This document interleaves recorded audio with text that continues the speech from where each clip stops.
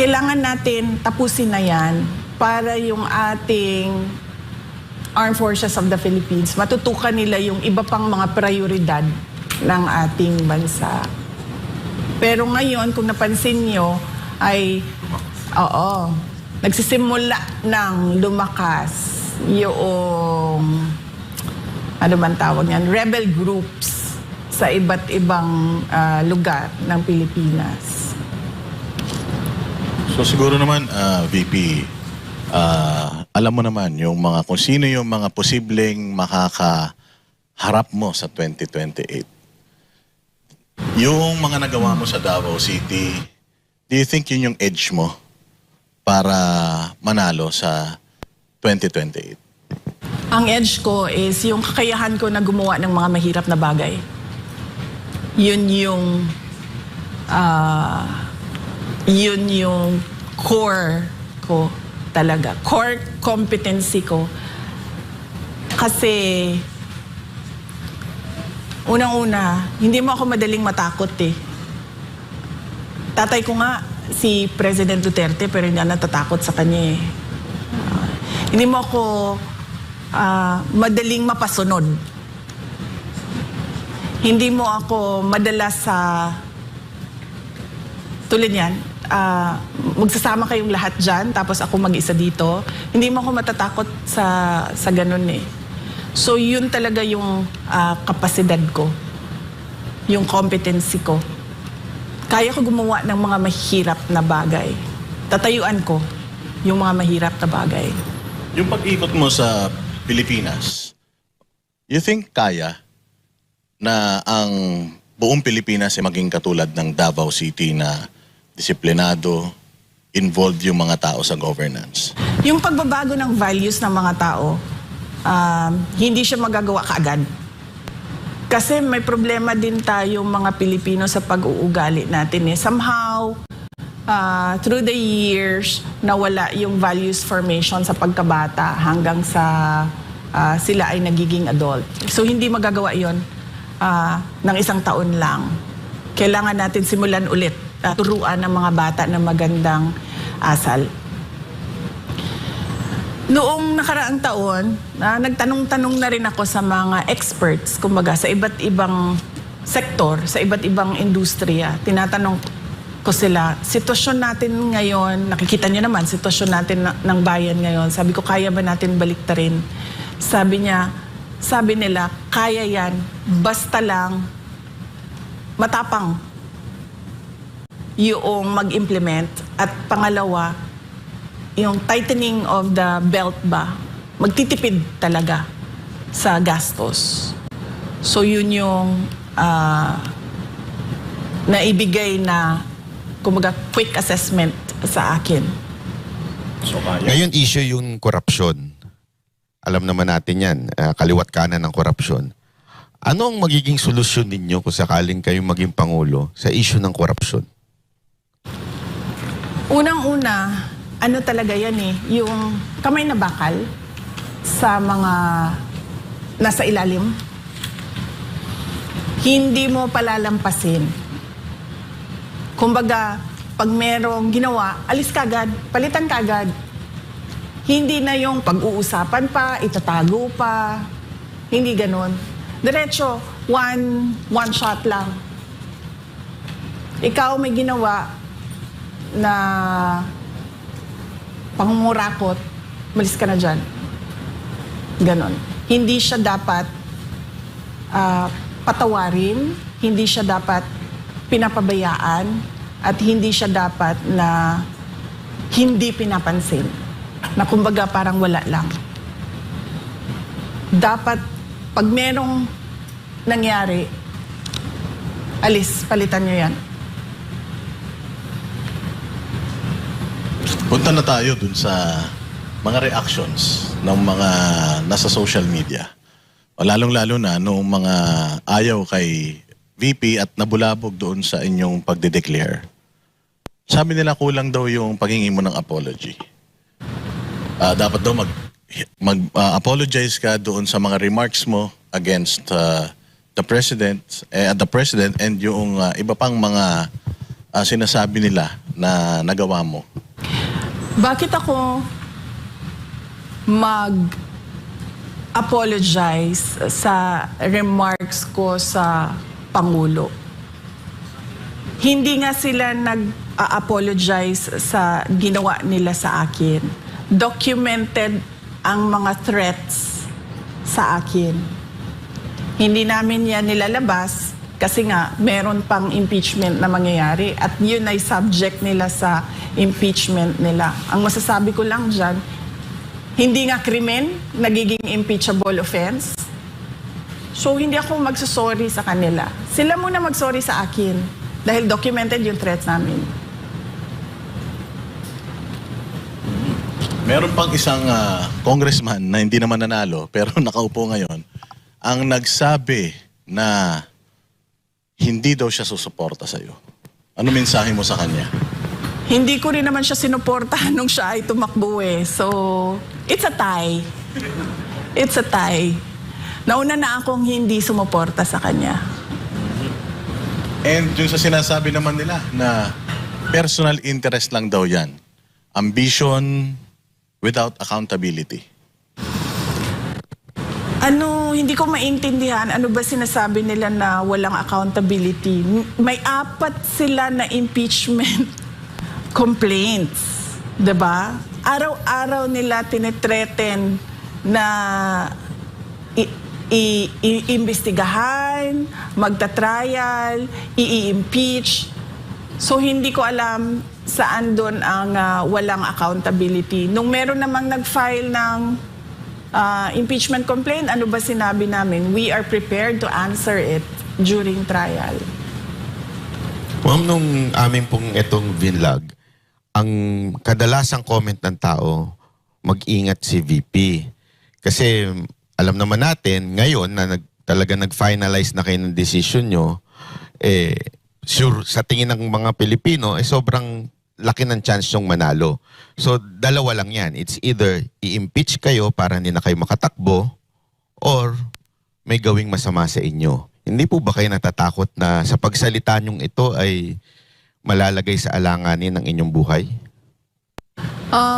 Hindi na ako takot kasi kasama na yun sa desisyon ko na posibleng gagawin sa akin.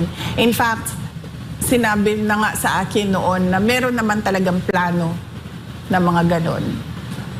So, hindi na ako takot kasi ano na yun kumbaga kalakip na yun sa desisyon na ginawa ko. Hindi siya pwedeng mahiwalay doon sa desisyon ko So, hindi pwedeng nag-decide ako tatakbong president pero matatakot akong patayin ako. Hindi na. So, kinalimutan ko na yun. Wala na yan. Yung pagka panalo naman, Diyos na ang sasagot nun. Kasi nga sabi ng Diyos, diba? Magplano man ang tao, pero ako pa rin ang masusunod. So, nagplano ako, natatakbo akong Pangulo, sinunod ko kung ano yung hinihingi ng taong bayan. Diyos na ang bahala kung ano yung mangyayari sa susunod. Ano mo, Banat? May bagay na maging VP, si VP. May bagay si Pastor. Maging VP. Actually. Pero, VP, hinga namin kayo ng mensahe para sa mga kababayan natin na nawawalan na ng pag-asa, saturated na, napapagod na political, tsaka pagod na rin sa mga nararanasang paghihirap dito sa ating bayang Pilipinas. Sa mga kababayan natin na dumadaan sa hirap, kung ano man yon, sa personal man, sa trabaho man, o yung hirap ninyo sa politika o sa mga dinadaanan ng bayan natin, magtiwala kayo sa Diyos. Lagi kayong magdasal na bigyan kayo ng lakas at ng kaalaman, strength and wisdom, at bigyan kayo ng grace na tanggapin kung ano yung nangyayari sa buhay ninyo. At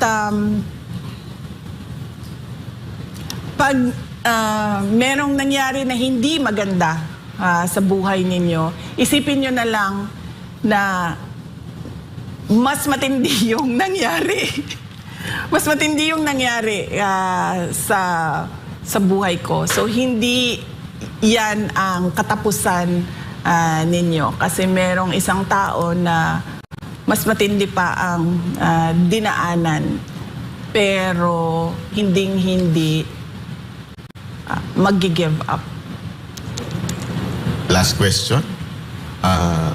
Alam naman po natin, bansa natin ngayon is polarized na masyado.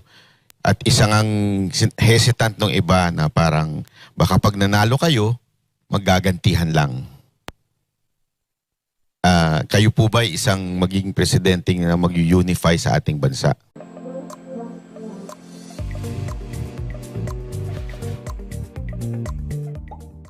Yung pagiging vindictive at ano bang tawag dyan? Yung gumaganti.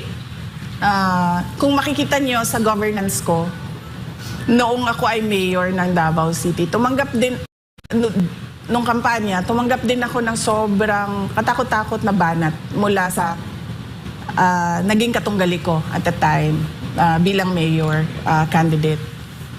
Pero nung ako ay umupo, tapos na yung lahat ng nangyari nila, ng banat nila sa kampanya, lahat ng sinabi nila, wala na yon.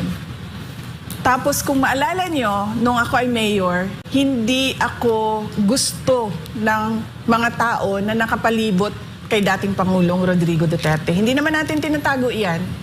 'Di ba? Nahirapan nga ako magpa-approve ng city administrator ko noon kasi kinokontra talaga nila ako.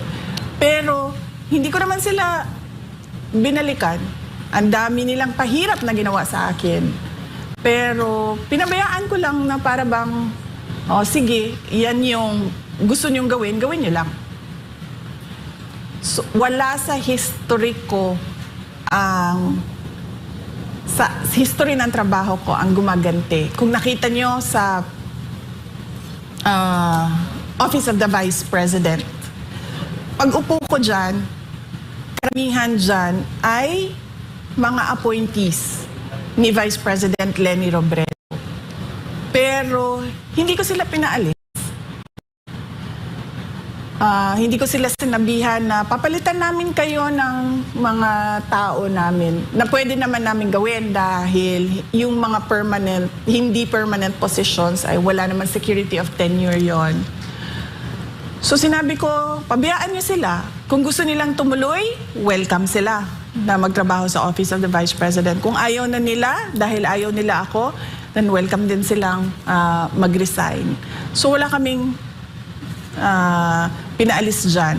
Noong ako ay umupo, wala akong, hindi ko siniraan si dating Vice President Leni Robredo sa mga ginawa niya bilang Vice President.